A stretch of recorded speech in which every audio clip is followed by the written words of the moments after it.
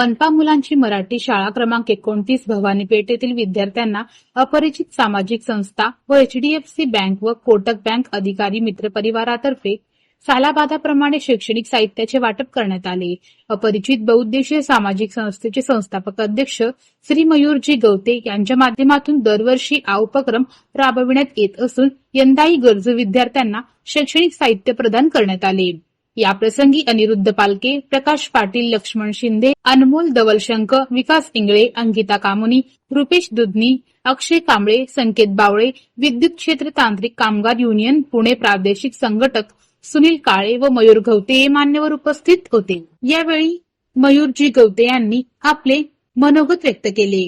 तसेच श्री लक्ष्मण शिंदे यांनी विद्यार्थ्यांना यावेळी मार्गदर्शन केले। कार्यक्रमाचे सूत्रसंचालन श्री अरुण डोके यांनी केले। प्रास्ताविक मुख्याध्यापक श्री नवनाथ माळी यांनी केले, तर आभार प्रदर्शन श्री अविनाश इंगणे यांनी केले।